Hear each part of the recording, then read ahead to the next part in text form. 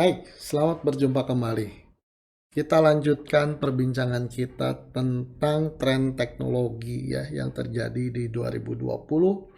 Ada 10 tren strategik teknologi yang diprediksi akan terjadi di tahun ini. Jadi ini ya, 6, 7, 8, 9, 10 yang akan kita bicarakan. Yang keenam adalah the empowered age. Ya, empowered meningkatkan kemampuan ininya ya, powernya dalam hal ini processing ya, computations ya. Kemudian edge yang dimaksud di sini adalah di sisi atau di ujung lebih tepatnya. Jadi cara pandang dari konteks yang sedang kita akan bicarakan itu adalah bahwa selama ini arsitektur sistem berbasis IT itu ada processing yang dikumpulkan atau dilakukan di suatu center of computations. Ya, sementara sumber-sumber data bisa datang dari manapun, tidak dilakukan pemrosesan awal, ya. Kemudian pemrosesan dilakukan di center semuanya setelah data terkumpul. Sistem itu tidak salah, tapi punya beberapa kelemahan. Pertama, data yang terkumpul makin banyak, ya, sehingga komputer yang melakukan processing di center ini akan makin besar bebannya. Alasan kedua, ketika data tidak diproses dulu di sumbernya, maka data yang dikirim itu akan menjadi besar jumlah datanya. Ya, akan berbeda kalau data diproses dulu, dipilih, apapun lah ada proses apa, mendekati sumber datanya, lalu dikirim yang sudah diproses. Pertama jadi efisien, lalu lintas data di network. Yang kedua, beban komputasi jadi tersebar. Jadi ide ini adalah ide yang terkait dengan munculnya satu teknologi yang disebut IoT, ya, Internet of Things. Segala sesuatu jadi connect ke internet. Apakah itu sebuah jam tangan yang bisa mengukur berbagai informasi di tubuh kita? Apakah itu berupa sensor yang dipasang di mana, di gunung, di rumah, ya, di hutan dan sebagainya, itu dapat dimanfaatkan untuk memprediksi cuaca, atau misalnya sensor yang dipasang di sejumlah titik di sungai, ya, sehingga bisa memprediksi terjadinya banjir sebelum banjir itu terjadi. Ini contoh-contoh IoT seperti itu. Ini akan makin banyak terjadi atau tersedia di mana-mana di seluruh dunia untuk bidang apapun. Baik, kita lanjut ke yang berikutnya, yaitu yang ketujuh, distributed cloud.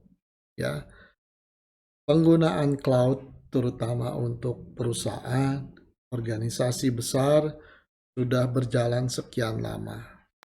Di awal teknologi ini tersedia, banyak provider yang menawarkan, organisasi besar banyak yang masih ragu untuk menggunakan cloud ini, ya.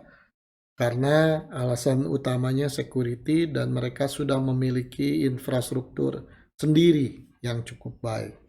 Dengan berjalannya waktu, infrastruktur yang ada obsolete, harus diganti dengan yang baru. Mulailah memikirkan apakah penggantinya membeli mesin baru atau mulai perlahan-lahan menggunakan cloud.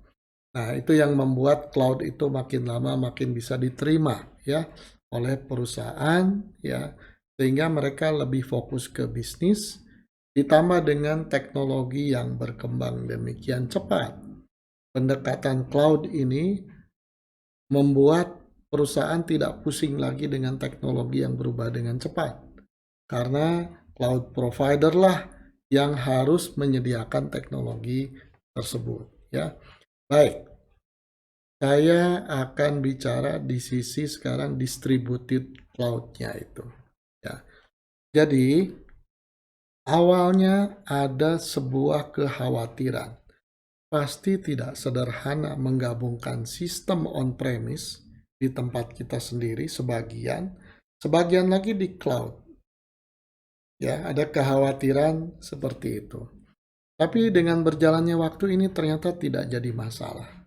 Apalagi dengan berbagai teknologi terkini yang memang menggiring bahwa aplikasi besar itu di slicing menjadi kecil-kecil, kemudian saling panggil satu sama lain, boleh di tempat yang berbeda-beda dengan melalui sesuatu yang disebut API, ya, Application Programming Interface.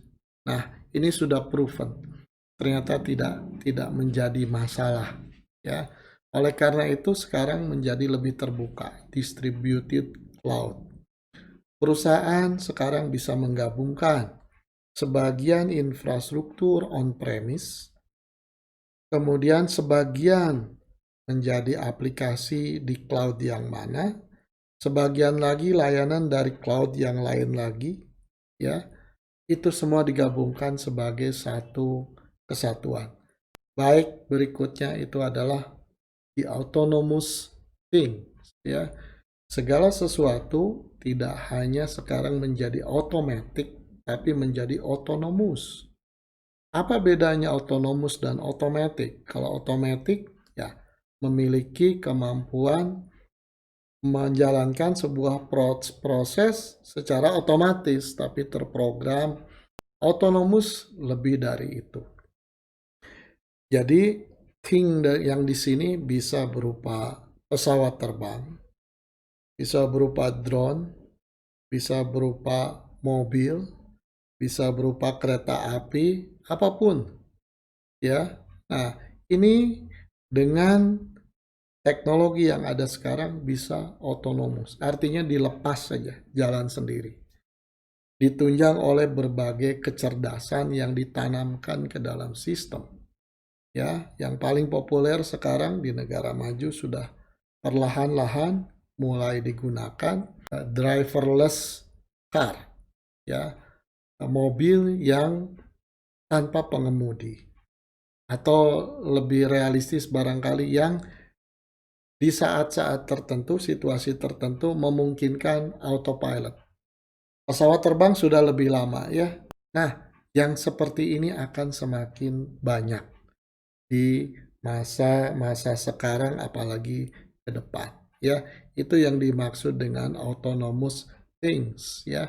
Tidak hanya fisik, bisa juga berupa software semacam virus yang dikirimkan kemana menjalankan satu misi otonomus. Nggak perlu lagi dikendalikan, dia jalan sendiri secara berkala memberikan report atau informasi kepada pembuatnya. Ini akan semakin banyak. Lalu yang kesembilan adalah practical blockchain. Ya, blockchain adalah suatu teknologi. Blockchain populer karena digunakan di dalam Bitcoin. Ya, jadi blockchain adalah teknologi di balik Bitcoin.